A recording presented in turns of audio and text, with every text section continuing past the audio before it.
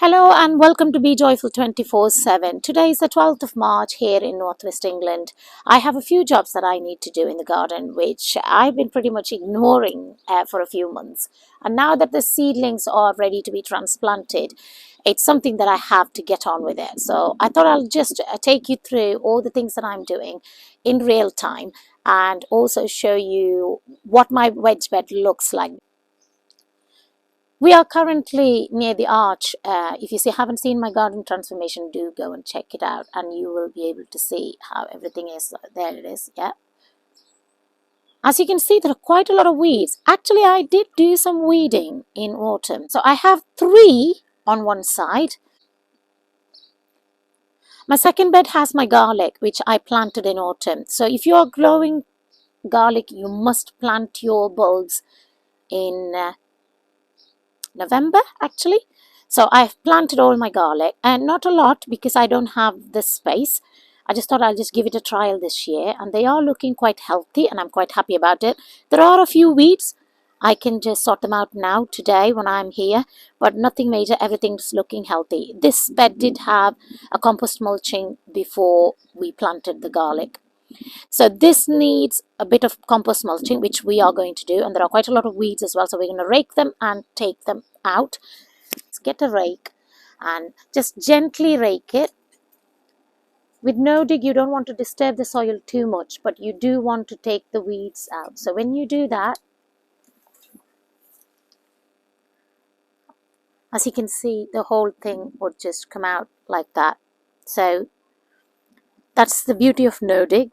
So we're going to weed this first and then we're going to add just 2 to 3 inches of compost on top.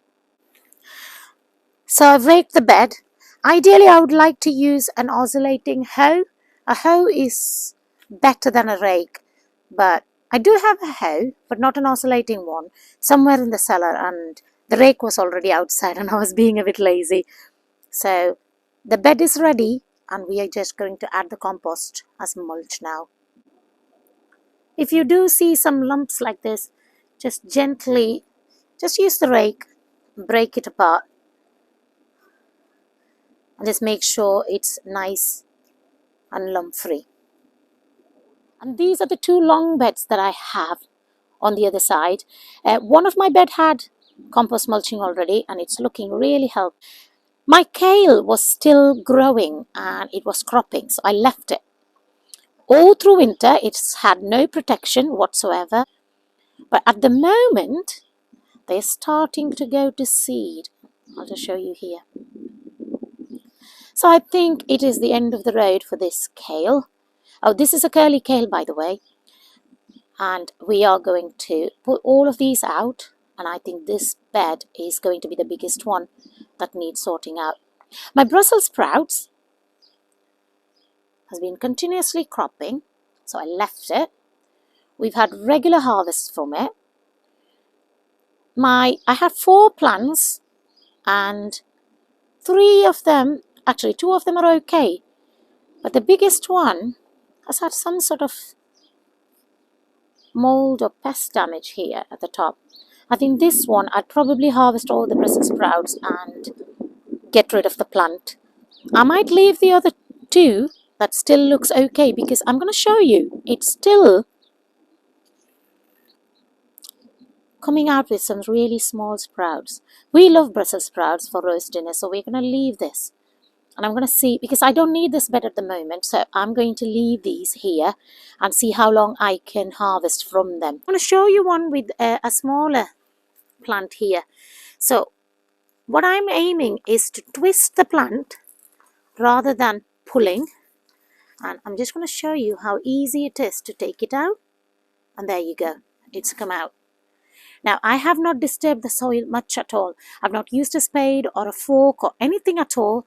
And I just literally twisted it. And the twisting motion helps dislodge the roots a bit.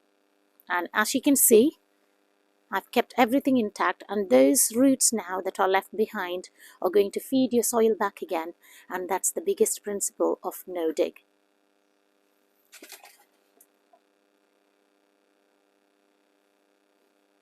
So a few hours of being at the garden As you can see, so this bed we have taken all the kale. We've taken the 2 Brussels sprouts that were coming to the end. I've sorted all the pots as well. Everywhere's been weeded and pretty much ready for all the seedlings to be transplanted.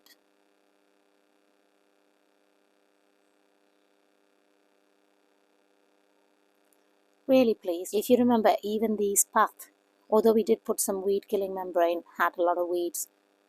So it was hand weeding and it has been a few hours, but everything is now looking a little bit more tidier. I do like to keep a very clean garden. If you remembered my February seed sowing, I did sow 2 different radish varieties, French breakfast and Munchnabeer, I think. So they are now grown and they are ready to be transplanted on the ground. So we did do module sowing. They are a little bit leggy, which is a disadvantage when you are growing them indoors on a windowsill. I'm not too worried because I'm going to bury them a bit deeper and they'll be absolutely fine. I've had these sort of seedlings before and they've been absolutely fine. So what we're going to do is transplant my radish, and then in between we are going to sow our carrots, direct sow them. So we have carrot Nairobi, and it's the Nant. I'm not supposed to be saying Nantes, I think. It says early Nantes, but I think it's Nant. So those are the 2 carrots we are going to be intersowing in between these radishes. So I'm going to give them a good watering.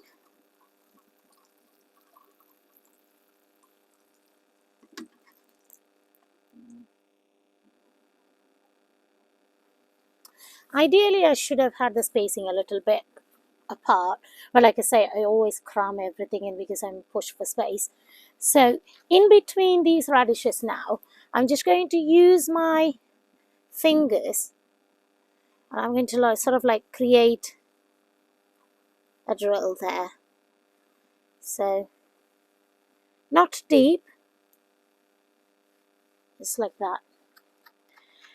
Actually, it is a little bit dry, the compost underneath, so we are going to get some water and make sure this hole now has a little bit of watering before we put the seed in.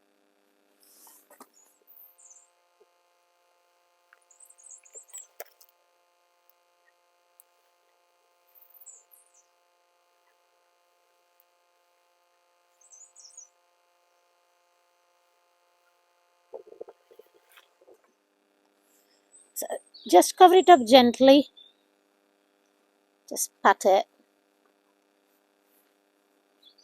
and that's it.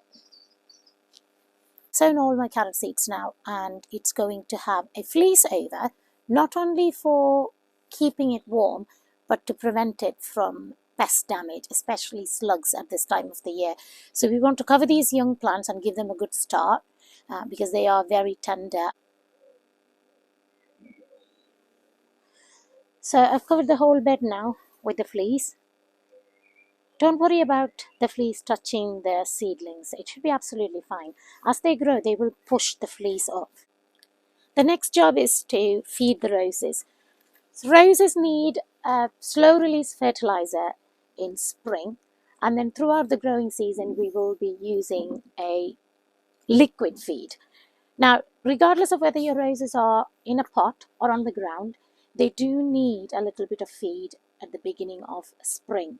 So the shoots needs to be, when the shoots start coming about 4 to 5 inches long, that's when you know you need to start feeding your roses. So the first feed that I'm going to do is going to be a slow release one. This is the one I'm going to use for spring. So all I'm going to do is sort of create a little trench around the base of the plant, a little bit deeper because it's just going to be covered over, and then it's going to feed the plant for the whole season. And not a lot, because you don't want to overfeed them as well. Sometimes more feed will actually cause more damage. Just a handful like that, nothing more. And I'm going to spread it in the trench there. And then I'm going to cover it back again. And that's it. And once we start watering these roses, this will now keep releasing the feed and it will encourage the blooms. So the next job I need to do is sow my spinach. I was going to direct sow it, but then I just thought I'll have to protect it from slugs this time of the year. Spinach are great for module sowing anyways. We are going to module sow. I'm aiming for about 2 to 3 seeds per module.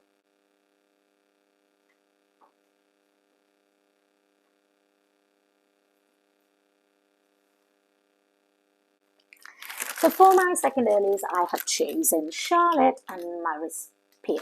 Just as I showed you in the first earlies, I'm just going to chip them in an egg box. And that's another job that I'm going to do now. So hopefully these will be ready by the end of March to be planted.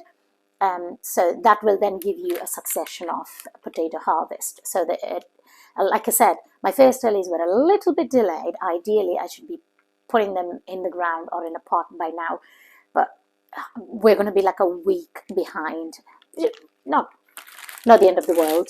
It should be fine. But I'm going to chip my second early potatoes, and that's going to be my next job. What to sow in February video. I actually showed how I started these. So these are my cabbages, cabbage cabbis and cabbage greyhound 2. One of them is an early variety, early cropping variety, and the other one is a little bit later. And then I also sowed my Calabrese Parthenon. So all 3 now are ready to be pricked out and potted on. They are a tiny bit leggy, but you know, for the fact that I've been growing on a windowsill, they are looking healthy. So we're just going to prick them out, just take the healthy ones and pot them on. So I'm going to prick them out and pot them on in these module ones. These are module trays, but they are quite like substantial ones. It's got plenty of compost that it needs up until we're ready to transplant on the ground. I think this compost will be more than enough, but you don't have to do it in this one. You could use little pots like this, or these pots, sort of like module trays that sometimes you can buy plants from. Whatever you have really, or even yogurt pots if you've got that, as long as it's got a little bit of compost in there for a few weeks where it can actually put some roots down and grow a little bit healthy. So anything that you have on hand will be absolutely fine. But I am just going to, because brassicas are going to be okay outside, it can go with a bit of fleece. I'm not going to keep them in here for long, so I'm just going to go for these ones. I'm not going to bother with bigger pots or anything. This should be absolutely perfect. So I'm just going to push it out gently like that.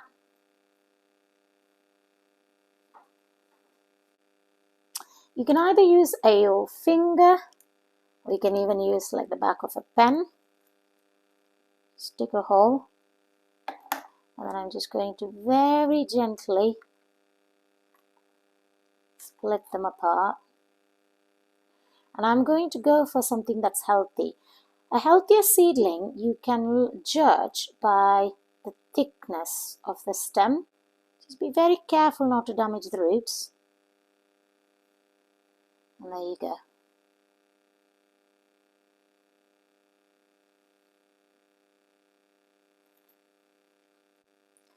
So I'm going to finish repotting all my calabrese and my cabbage.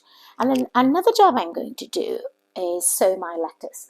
This is only 25p from Wilco because it's a mixed one, so you get a lot in one packet rather than just going for like different lettuce in different packs. For 25p you have quite a few varieties in one pack. I'm just going to start this in a module tray. I don't have a lot of space on the ground. I might grow them in little planters or pots. I have to see how the space is, after I've transplanted all my seedlings. So that's something that I'm going to start. And something else that you need to do is, with Indian cooking, we use a lot of coriander in our cooking. I would say that's probably the biggest herb that we use regularly. So for coriander, especially if you do a lot of Indian cooking, what I would say is you need to do it every 2 weeks. succession sowing, it's called. So if you do every 2 weeks, and I don't use like a big container or anything, believe it or not, my coriander is actually going to be growing the whole time in this. I'm not going to repot this or anything. It's just literally going to grow in this punnet box there. So I'm going to do this every 2 weeks. So this was done a couple of weeks ago. So I'm going to do another sowing today. And with coriander, I have seen MFG, My Family Garden. He's got a really good trick. So you sprout your coriander seeds by placing all your coriander seeds in a wet paper towel or something like that. You leave it a couple of, even overnight, and it starts to sprout. And then if you sow them, you sort of like kickstart your coriander seed sowing. So thank you, MFG, for that trick. I'm going to try that as well. So if you would like coriander in your cooking and you use it a lot, I would say try sow every 2 weeks. So that's another job that I'm going to do this weekend. And that's about it, really. So thank you so much for watching.